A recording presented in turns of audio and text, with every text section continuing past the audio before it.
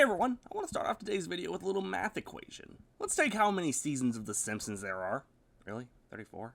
Alright, let's multiply it by how many seasons Firefly has. Okay, so no change there. But if we multiply it by how many women on Earth would date Gabe, we get no. I got a Glock in my. There are three cruel realities in this world. James Corden is famous, McDonald's will never bring back the snack wrap, and we'll never see a second season of ABC's The Muppets. One season shows are referring to just that. Shows that only get one season, and for one reason or another, never see a second. Well, there are clear reasons why National Treasure Edge of History only got one season. I mean, are you surprised? Most one-season shows don't make any sense. So today I'm going to go over these one-season wonders and look into what could have gone wrong. Keep in mind, some one-season shows aren't doomed to only one season. Look at Clone High. Show got canceled because of Gandhi, and what did they do? Bring it back without Gandhi. Yeah, that was a mistake, but that's for another day. Also, I'm not going to include mini-series, stuff like Band of Brothers or Chernobyl. This is a retrospective on a bunch of one-season shows.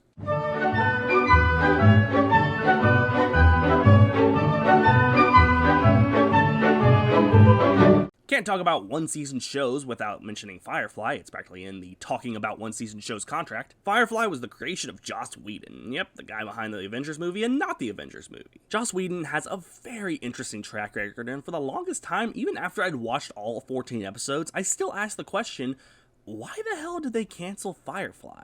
And then the solution hit me. The show was way too damn expensive to keep on the air. And unfortunately, at the time of its release, all that money seemed to be wasted because no one was watching it. Nowadays it's a cult classic, but back then it couldn't land an audience.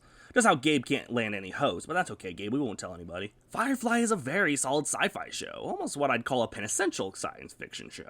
It creates a very well thought out world and characters. And it even has a lot of great names attached. Nathan Fillion, Gina Torres, Alan Tudyk. As far as the show goes, I was very pleased with what I'd watched. It's on Hulu as of writing this, so if you're looking for a quick but enjoyable watch, I'd say there's something there. Freaks and Geeks was a comedy drama created by Paul Feig and Judd Apatow. Thankfully, it feels more like a show created by Apatow and less like a show created by Feig. Motherfucker directed. I give it thumbs up, Holmes. The writing in this show is exactly what you'd expect from Apatow. The good stuff, not the bad stuff. I still can't believe that shit happened. And despite its short 18-episode run, Freaks and Geeks actually managed to establish a sense of character and even produce a decent cast of funny people. Not that funny people! Seth Rogen, James Franco, John Francis Daley, Linda Cardellini, Jason Segel, Martin Starr. These are all names produced mostly from this show. As mentioned previously, the series only ran for 18 episodes, a little longer than the usual one-season show, but one has to wonder, what happened? Frasier fucking beat it! On average, Freaks and Geeks only pulled in a little under 7 million viewers. This show aired on NBC, and to give a good idea of what it was competing against, two of NBC's easily biggest hits, Frasier and Friends, averaged around 14 million viewers each. And to put it in even more retrospect, NBC and the creative team on Freaks and Geeks just didn't have the same vision for the show and such. 18 episodes later, all these actors are fine. I really like Freaks and Geeks. It's almost a step back in time for so many comedic actors. Well, we're used to CW ruining shit anyways. It's Constantine. I have an interesting history with this character. My introduction to this character was, of course, the 2005 Keanu Reeves movie. And honestly, I have a soft spot for it. Okay, it's not amazing, but I'd see myself rewatching it. I also watched the animated series, Constantine City of Dreams, which I thought was fine too. But honestly, in a world of CW shows clearly taking themselves too seriously, yeah, this one blows too. I don't know, I was never a fan of this one. It's not Matt Ryan as young Constantine, and actually I felt that was a decent casting. But the show was just so goddamn boring. Nothing in this show intrigues me like the Reeves film or City of Dreams did. In every way, this was exactly what I thought I was getting with the CW's Constantine. And I know there's people who adore this show, and good for them. They clearly saw something I didn't, but man, this one was just kind of dull. It only ran for the standard 13 episodes, and to the show's demise cause, well, what do you think? It failed to reach the right audience, and afterwards, no network picked it up. I mean, this show could have been on fucking MTV, and it would have been a step up from the CW. I'm gonna fuck someone tonight. Oh, hell yeah!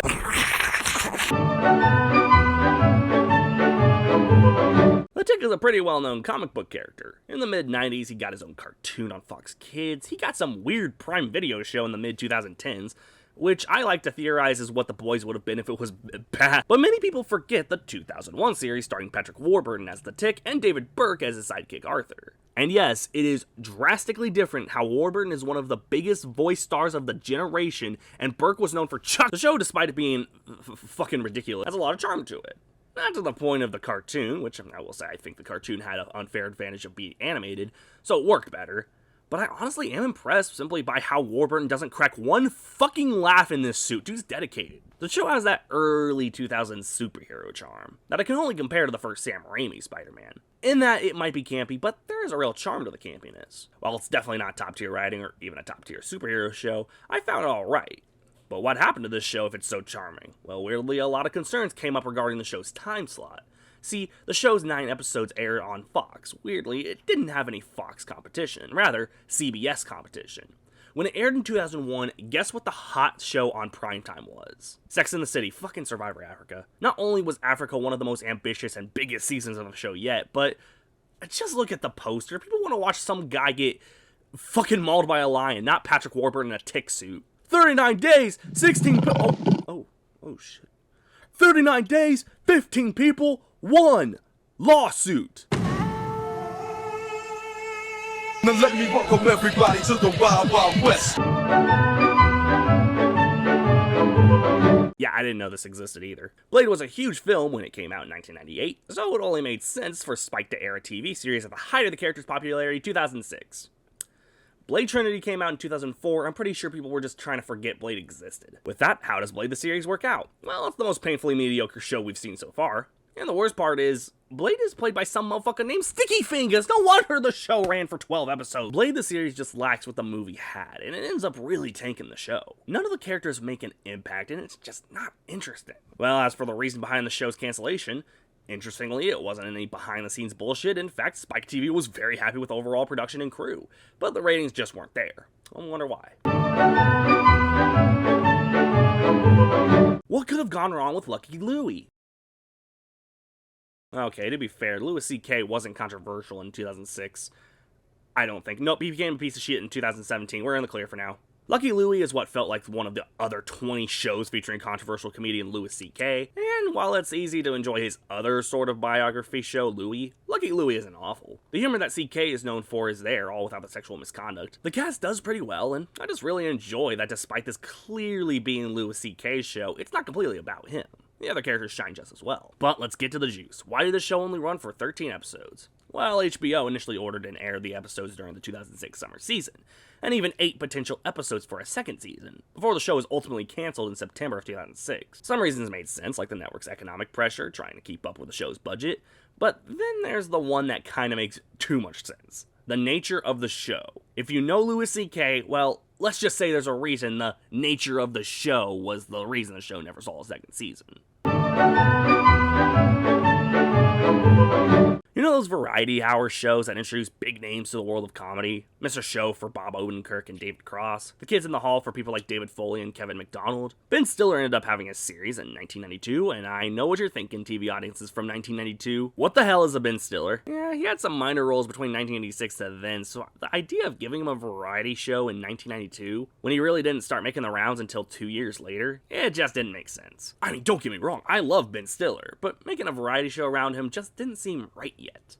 Sure, his father was pretty famous, Jerry Stiller, and as a matter of fact, they both played a father and son in the 1987 comedy Hot Pursuit. But as is, he still wasn't the big name to make a variety show work. Which is funny, the show itself is actually a pretty decent variety show. But hey, it only got 13 episodes, there's a reason. The show gained some actually decent ratings at the time, being one of the first Fox sketch comedies not to use a laugh track. As for Big Bang Theory, We just had to mail some letters and throw away some chicken. why is that funny? They could never let me into a studio audience on game. But the show just couldn't meet the ratings, and hey, after being told that Lucky Louie's nature was the reason it got canceled, low ratings is surprisingly tame. Now, if you were like me and you grew up with Disney XD, and if you're about my age, you probably remember Tron Uprising. It aired in 2012, had some gorgeous animation, and a decent voice cast. And clearly, it was supposed to coincide with the release of Tron Legacy just 2 years earlier. And if you remember Tron Legacy, yeah, it stunk, but the show is actually pretty damn good. I've never been the biggest Tron fan, but I get it, it's a cool world to explore. The characters are there, and this show is just damn good. In comparison, what else is Disney XD known for? Well, at least they made Wander Over Yonder. Oh, they canceled that too, great. This was unlike any of the shows originally aired by Disney XD. The quality was insane, both on the animation, the voice acting, and the story. The whole show just feels epic and grand. I can only compare it to Gravity Falls, which has a one-up on this show. It ran for 2 seasons. Get this, Gravity? But that leaves the question. It only ran for 19 episodes. What happened? Well, the common theory is that because the show was moved without any notice in advertising, son of a bitch! So what you're trying to tell me is that because Disney didn't bother to advertise, the ratings went down and the show was canceled. As a matter of fact, many fans believe Disney purposely didn't notify audience of the move to Disney XD just so the show could get canceled. Just so the fucking mouse could say, oh, nobody's watching, get fucked! It sucks. Uprising was actually solid. And you know, Legacy wasn't, but that's for another day. Yep, at a time where raunchy comedies were just bound to get an animated series, Clerks the series followed Dante and Randall, Jay and Silent Bob, as they do nothing and scare me with the idea of an uncensored version. Oh Jesus, is Kevin Smith's dick out? Okay, no, it's just a bad show. To be fair, Clerks was an indie film's indie film, and its premise really lended itself well to an idea of an animated series. And cleverly, it looks cheap and, in a weird way, like an independent film, similar to how the first Clerks was. But there's a difference between the movie looking cheap and having an identity and this looking cheap and having an identity. The movie worked because the cheap look, due to the low budget, added to the film's charm. This animated series looks cheap, but unfortunately that same charm doesn't lend itself to the show. It's raunchy, it's occasionally funny, but not nearly to the extent of the movie, and it only received 6 episodes in 2000 before being pulled. As for reasons, here's a list. At least it wasn't because of budget issues. Now, if you could only have pulled the plug on Clerks 3. Powerless was advertised as the first comedy from DC. This show aired in 2016. Clearly the first DC comedy was Batman vs. Superman. Tell me you can look at Jesse Eisenberg as Lex Luthor without cracking a smile. I see it! Powerless definitely felt like a comedy made by DC before they made Shazam, so you know, they sucked at it. Powerless isn't a bad show, but it's not necessarily a great show. The idea is cool, an insurance company specifically tailored for innocent bystanders and the damage caused by superheroes and supervillains. I've always wondered how that would work. I'm just riding on my bike and But the show just wasn't funny enough and such got pulled after 13 episodes. Well, once again, it just didn't reach ratings that the network had hoped for. Okay, so technically, this is cheating. Clone High did get a second season recently in 2023, but I consider this in itself to be a one-season deal, while I consider the 2023 show to be lesser in so many ways, but again, another day. For now, Clone High was quite ahead of its time, following a group of clones of historical figures going to high school. The humor and the characters were so ahead of their time, and it truly is one of the funniest animated shows I've seen in a while. So in terms of the original show from the early 2000s, what went wrong? Gandhi. Gandhi went wrong. Yep, a big reason for the show's cancellation was due to its depiction of Mahatma Gandhi, portraying him as almost a weirdo nerd. But what amazes me is that Gandhi got the show canceled, and not Jesus. What, we just looked that one over? Be careful with that nail gun, Jesus. Viewers in India were just so deeply offended by Gandhi's portrayal, and they held hunger strikes to get the show canceled. And canceled it was, until it was brought back 20 years later, and Gandhi was insultingly sidelined. Regardless of the quality of the reboot, Clone High remains an endearing classic. There was a point in time where the Muppets weren't the most popular characters. From about 1996 with the release of Muppet Treasure Island and the premiere of Muppets Tonight, which wasn't nearly as popular as its 80s counterpart, its popularity only decreased with releases such as Muppets in Space and Kermit's Swamp Years. But then, in 2011, peak. I absolutely adore the 2011 Muppets movie. It's possibly one of my favorite Muppets movies ever. And their popularity only grew with the sequel Most Wanted in 2014. Man, that Muppets popularity scale is at an all-time high right now. Oh, no. The Muppets got a mockumentary-style ABC show in 2015 and only ran for the ABC standard 17 episodes. The biggest criticism the show received was that it was really out of character for the Muppets. There's a wardrobe malfunction, Kermit's a fucking drag, and it's all just... It's rated TV PG, but this is writing that hard TV 14 line. Like, there's nothing around the lines of Muppet sex, which is oddly something I don't want to see, but I'm sure someone wants to see it. Sick fuck. Why are you wearing each other's clothes? If it happens outside of work, we don't owe him an explanation. I actually love this show. Holy shit, this is one of the funniest, if not the single funniest Muppet show in my opinion. I like the edgier feel of the show, and the humor is just on point. In my opinion, it's a shame so many people criticize the show for being out of character. It's way better than it has any right to be. As for the show's unfortunate cancellation, it underperformed due to the massive advertising campaign. And once again, the non-family friendly and out of character vibe of the show was just heavily criticized. It sucks, kinda like Lucky Louie, the show had promise, but it's ruined by A, critics not being able to take a fucking joke, well, what else new? And B, a terribly botched marketing campaign. Father of the Bride was a DreamWorks adult animated sitcom that aired in 2005, with Siegfried and Roy and talking lions and... Oh Jesus, this was someone's furry awakening, wasn't it? Sound the alarm! For what the show was, the humor is there. Father of the Bride had some interesting issues regarding its 2005 premiere. For one, each episode cost roughly $1 million to make. Statistics add up, the whole 13 episodes makes $13 million for the whole show. I googled it, yep, that's still more money than Arctic Dogs made. Couple with that with rough critic reviews, and you get a season that had potential, but ended up being wasted. Look, even for the flaws this show had, its one season is still miles better than the last 3 seasons of the CW show. CW ruins shows? Will I ever get bitches? Gabe's nose is big?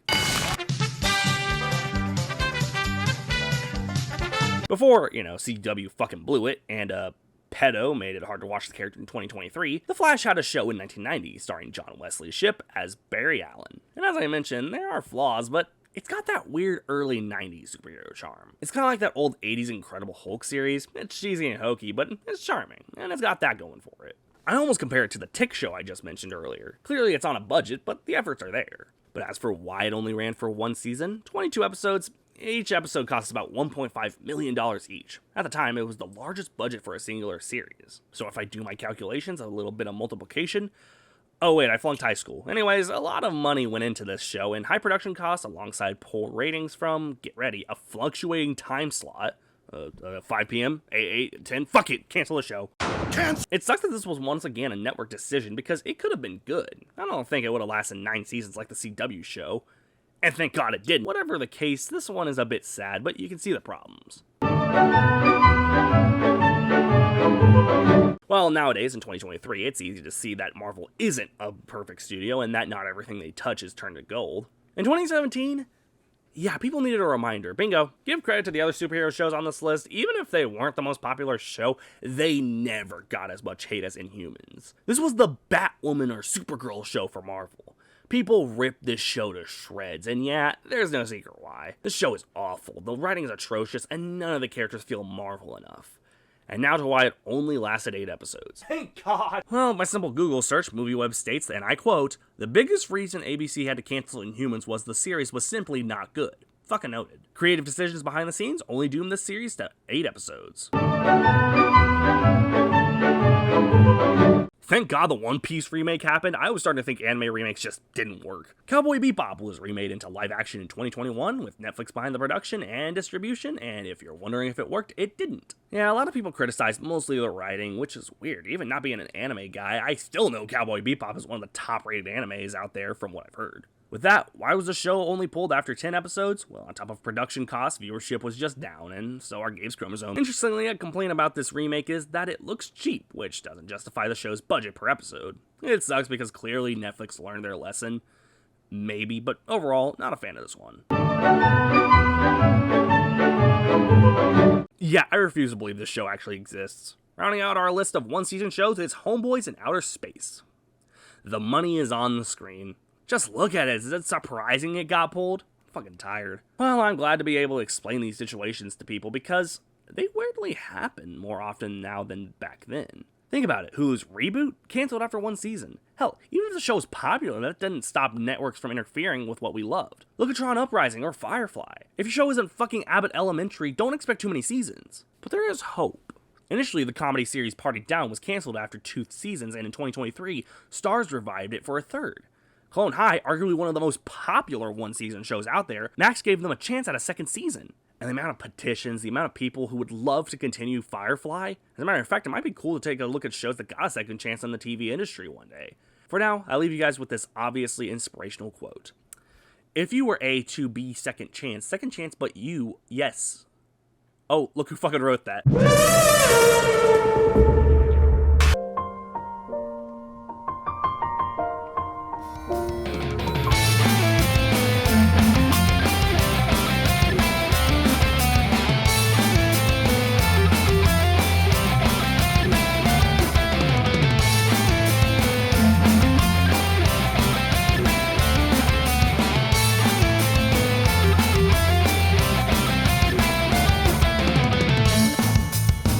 nuts.